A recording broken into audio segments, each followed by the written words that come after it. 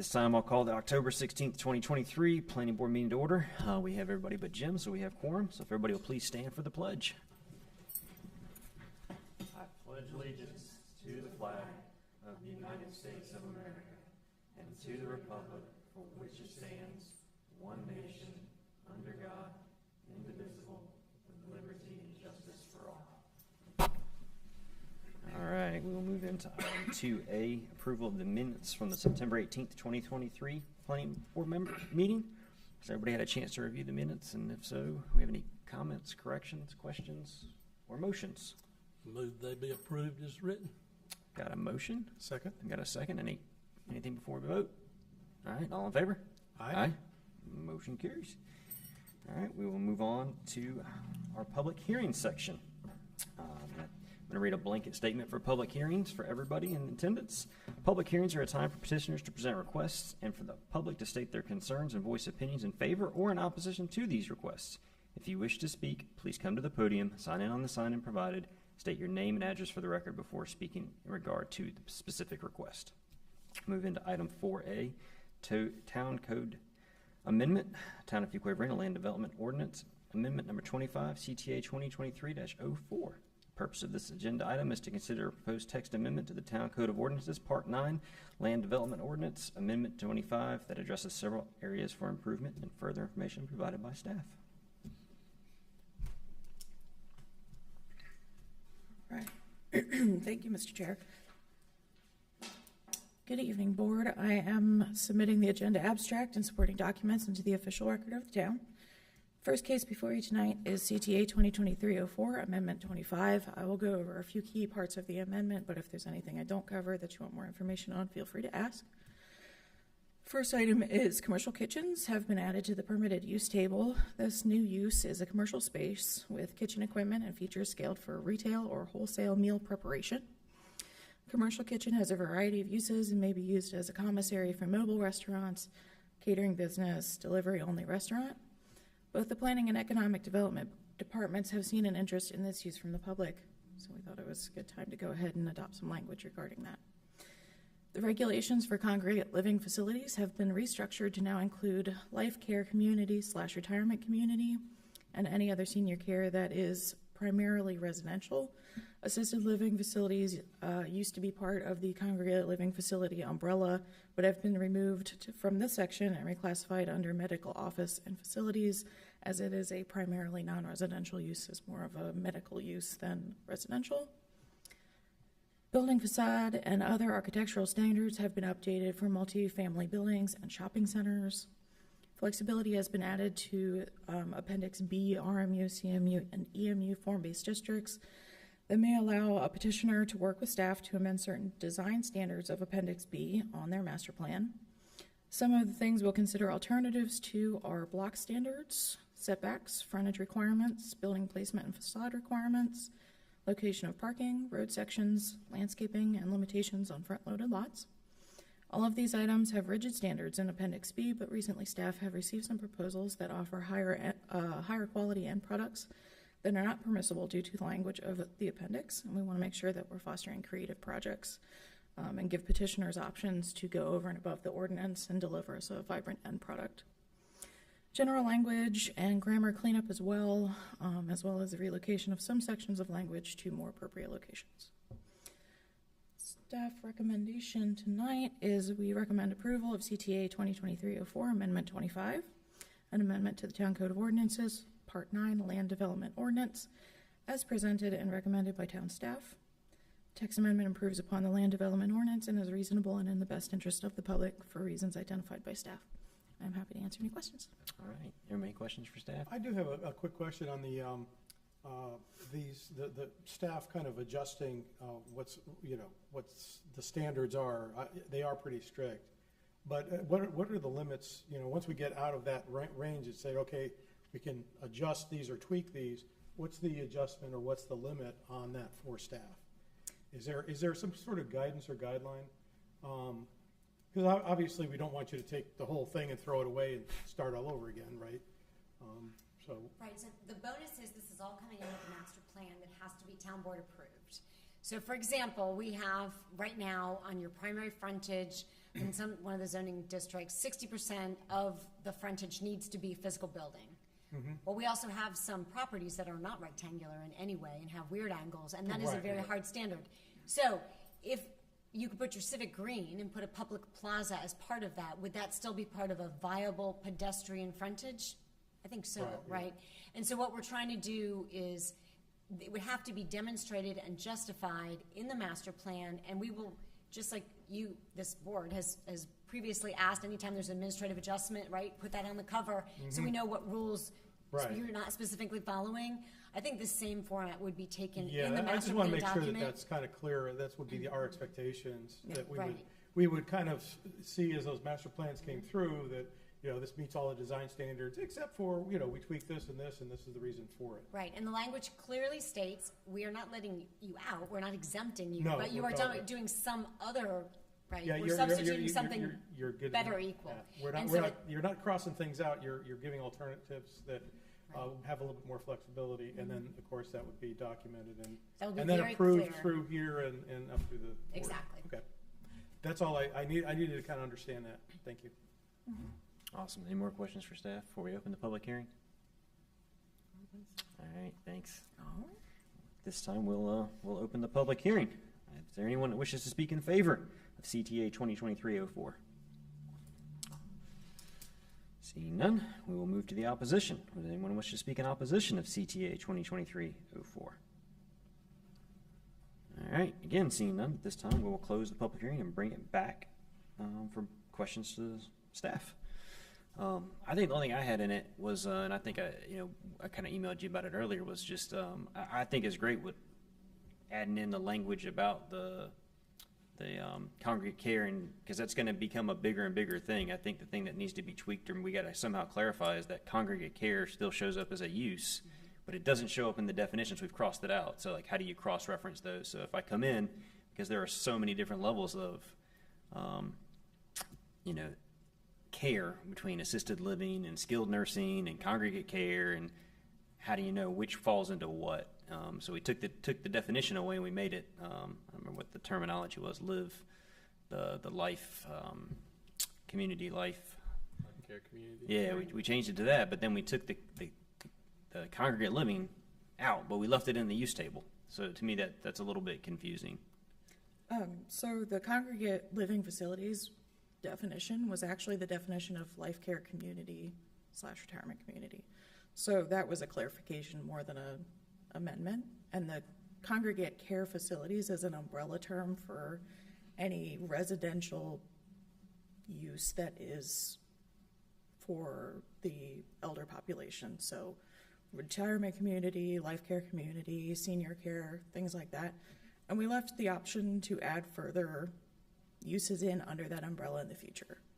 Right. I guess, so is there still a definition section in there for congregate care to define what congregate care is?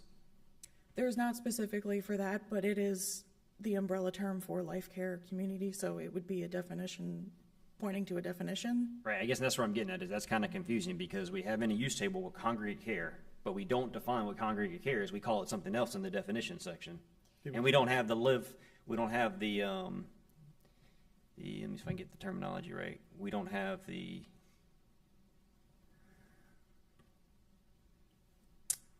life, The life care community? yeah, we don't have that as a use, but it's got a definition. So It's like, under the umbrella of congregate care facilities. right. So, I guess that's where I'm getting at is, how do you know, how do you define that? Maybe I'm just missing it, and maybe it'll work itself out. But to me, it just seems like it's an umbrella and a length underneath each other, but they're not quite correlated enough to where somebody could look it up and know what congregate care is. Sure.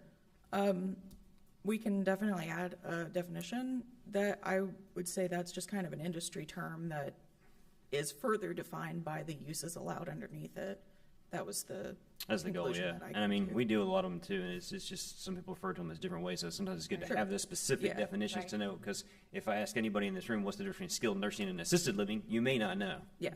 And that was the other issue we ran into, is it started to split hairs so much that defining one as all of the others, or defining each of the others individually, and then opening that can of worms into the new uses that we didn't necessarily have need for design standards for yet. It was snowballing. So the congregate care facilities is the catch-all, but there is potential for other uses under that if they came through. And we do have other umbrellas, like our retails and our recreation and our Sure. warehouse, right?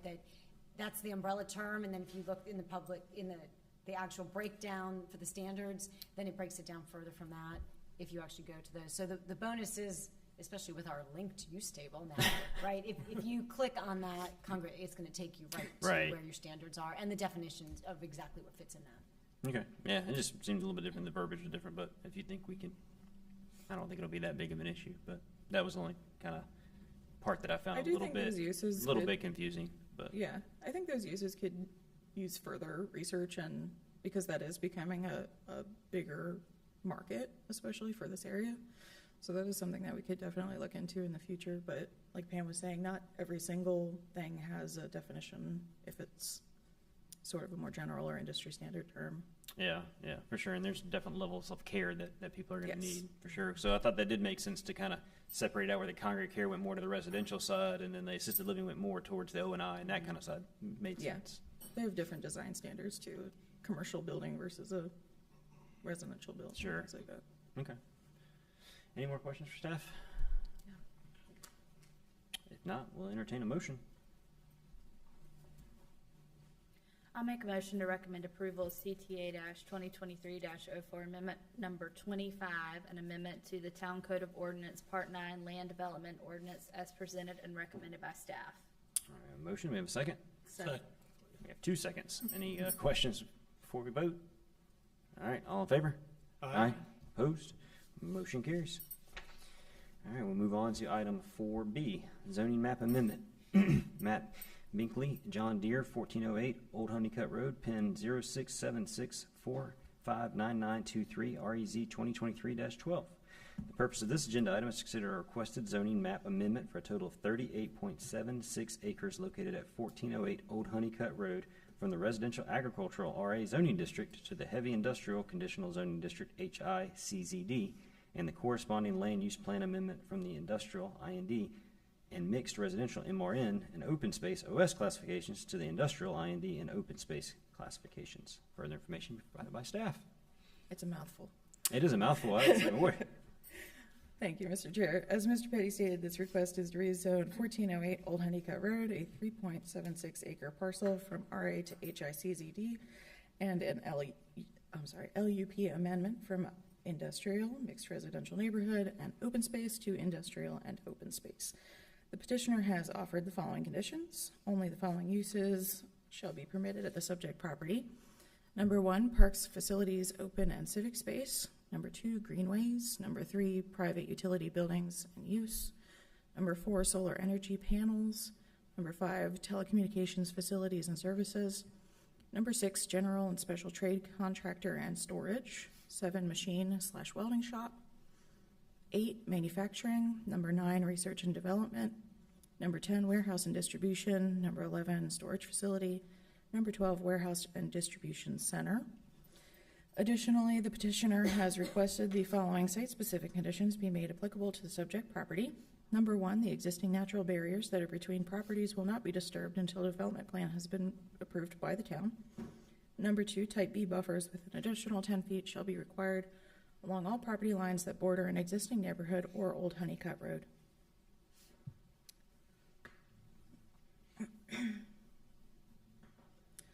Our recommendation tonight is staff recommends approval of the proposed zoning map amendment and corresponding land use plan amendment as it is reasonable and in the best interest of the public for the following reasons. Although the requested zoning map amendment is not consistent with the 2040 Community Vision Land Use Plan classification of industrial, open space, and mixed residential neighborhood, the petitioner has opted to request a change of the land use plan to industrial and open space, which is compatible with the other land use designations on the property and surrounding land uses. Number 2, the requested zoning district supports the LUP's policy 3.1, create a comprehensive, connected, and continuous network of green space.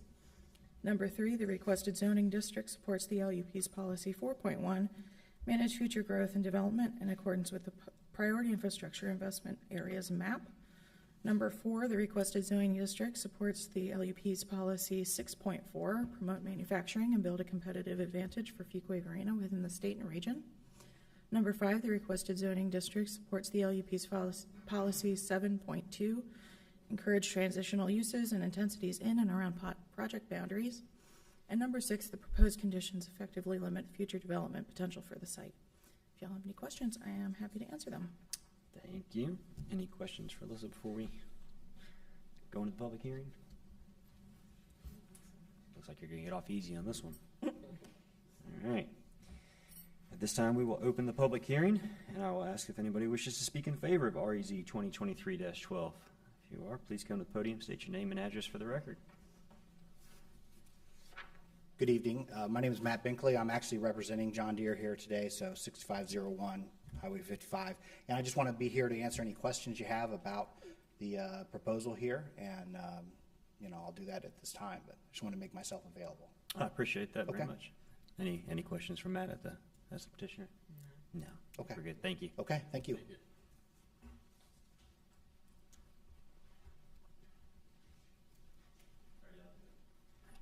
I'm like Alex McLam, and this is my wife Vanessa, and we own 1428 and 1430 Old Honeycutt.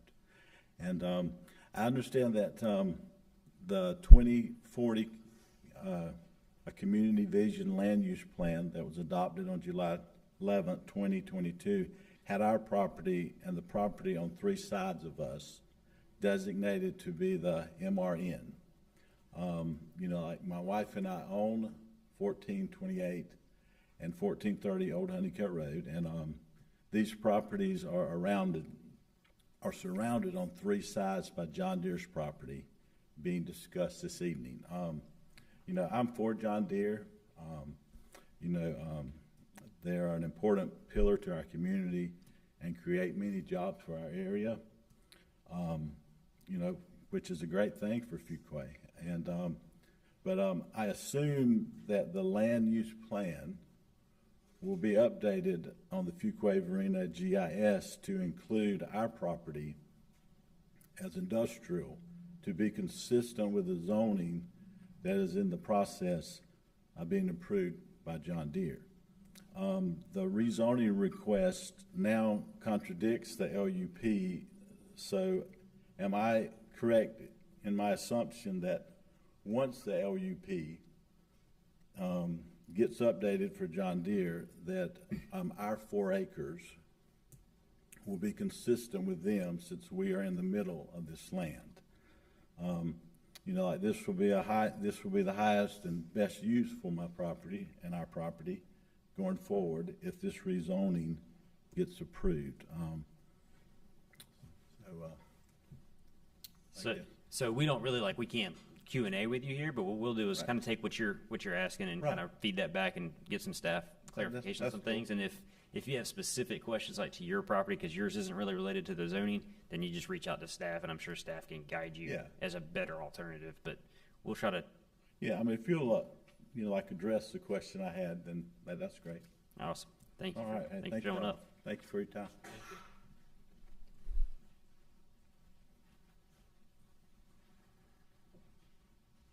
Hi, my name is Dina Mangum, and my husband and I own 1440 Old Honeycutt. Looking at the bottom left, we're that little tiny square of a house that we just bought to raise our children. The rest of the way here in Fuquay. And needless to say, this was a little bit of a shock to come in and have a house and everything else around us be houses, and to get a note that it was going to be rezoned heavy industrial. The thing I would like to do, which I know this is not question and answer like you had mentioned, Mr. Binkley was kind enough to have a meeting with all of the interested homeowners on September 11th, earlier this year, to which I participated, and I believe you guys were on there as well. And he was very kind and very gracious. Needless to say, a bunch of us had a lot of reservations. When you hear heavy industrial, you have an elementary school across the street, you have houses all across the street, and we're all envisioning beep beep or all day long. I'm not exactly sure how it will actually turn out. However, I will say Mr. Binkley was very kind, very answered all of our questions.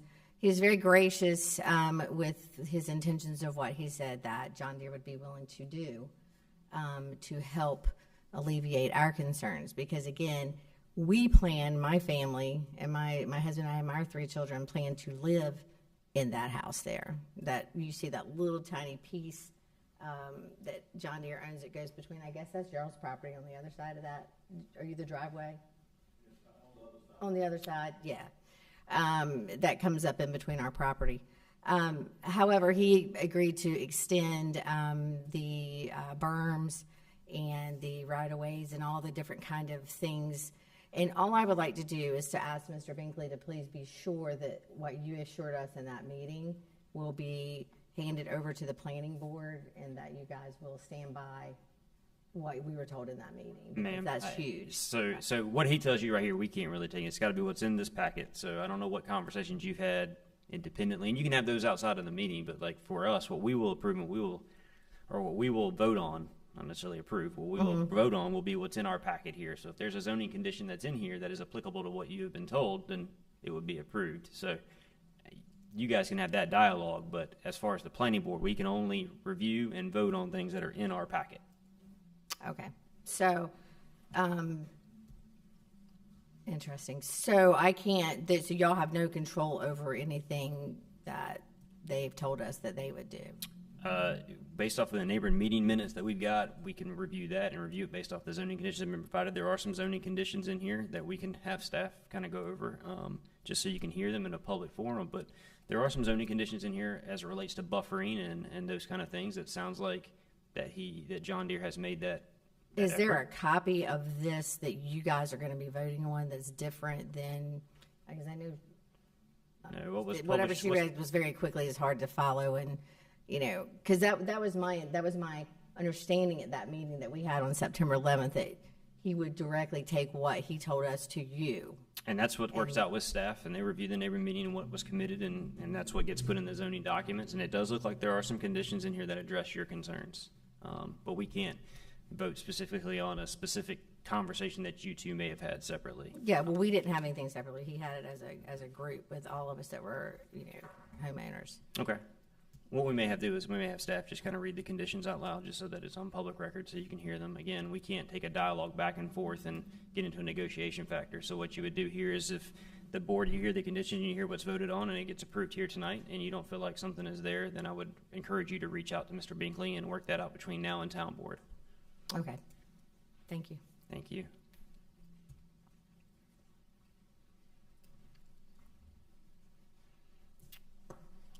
All right, we'll move on to anybody that wishes to speak in opposition of REZ 2023-12. Is that right? Yeah, 12.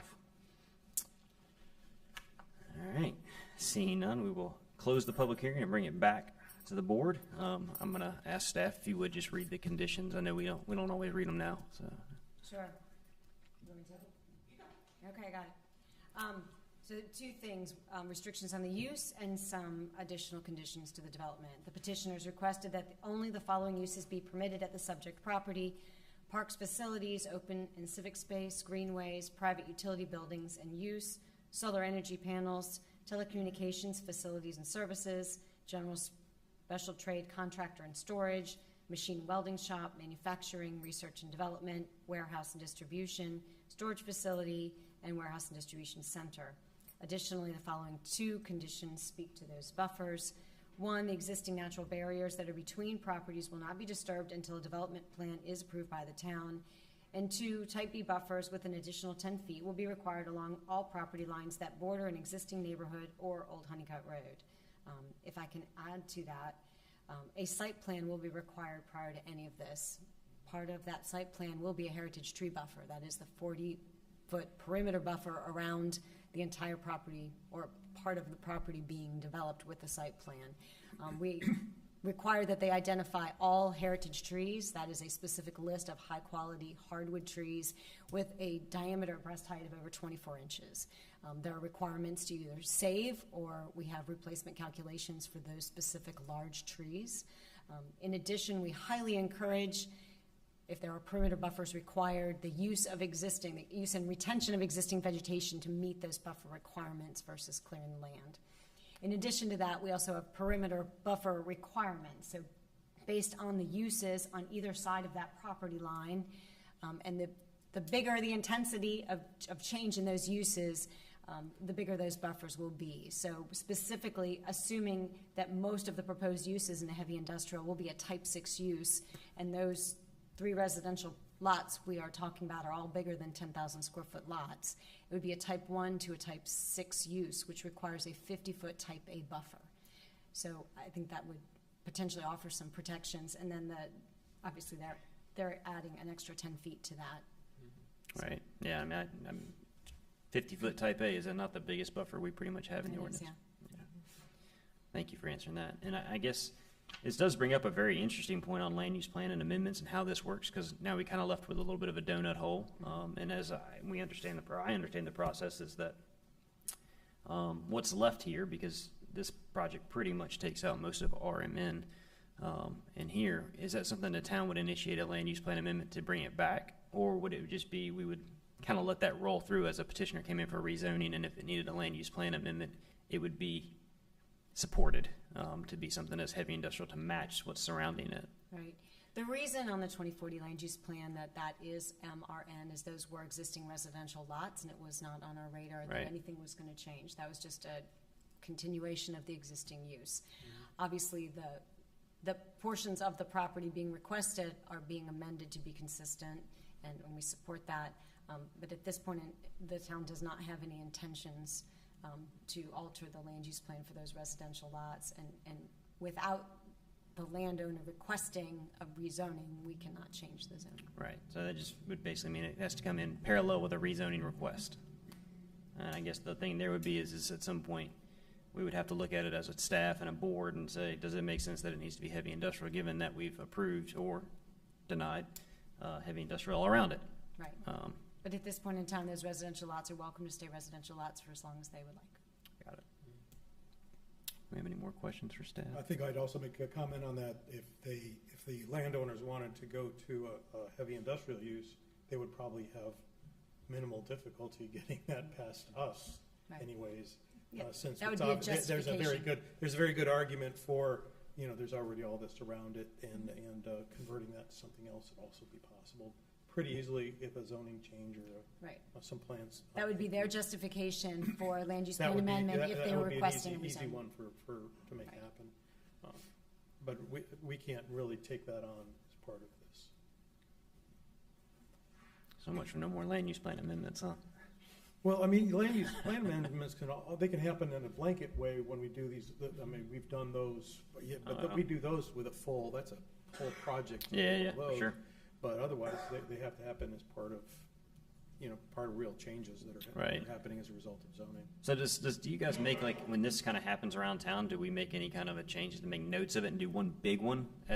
We just did the 2040, but I mean, is there any mechanism to update that and kind of revisit it? Because I know when we approved the last amendment, we kind of knew that there was going to be some of this.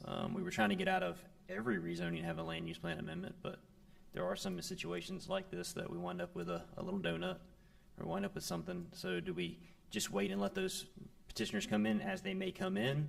Or is there any kind of mechanism to come and amend the land use plan and do multiple properties at once? So Right, that so- if, like in this situation where we got one big tract that's kind of taking up most of that land use plan and then the other two are left. And it's not going to be the last time it happens. No, it's not. And obviously, there's multiple ways to solve this problem. Like you mentioned, is wait for the petitioner to come in. Obviously, we do land use plan updates every so many years. And so it can be something that's cleaned up when that comes in, or if there's any other reason that we feel there's a necessity to do a cleanup of that, we can do small cleanups if we feel the need to. But my gut feeling is it would probably be captured in the next land use plan update. Yeah, okay, makes sense. All right, any more questions, discussions, motions? We're ready for a motion. I think we're ready for a motion if there's no more discussion. If not, we're just going to stand here and look at each other all night. I might get hungry. I will make a motion to recommend approval of REZ 2023-12, a zoning map amendment for 1408 Old Honeycutt Road from the residential agriculture zoning district to heavy industrial conditioning zoning district, and the corresponding land use plan amendment from the industrial mixed residential and open space classification to the industrial and open space classification as it is reasonable and in best interest of the public for the reasons identified by staff. All right, we got a motion. Do we have a second? Second? And we have a second. Any more discussion before we do the final vote? All in favor? Aye. Opposed? Motion carries.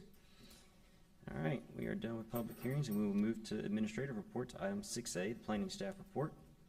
Purpose of this agenda item is to receive information on the disposition of the planning board's recommendations to the town board of commissioners since the September 18th, 2023 planning board meeting. Any questions for staff for that? Nothing happened. Normally don't. All right, Barbara, your time to shine. Motion to adjourn. Second. Got a motion and a second. All in favor? Aye. We are adjourned.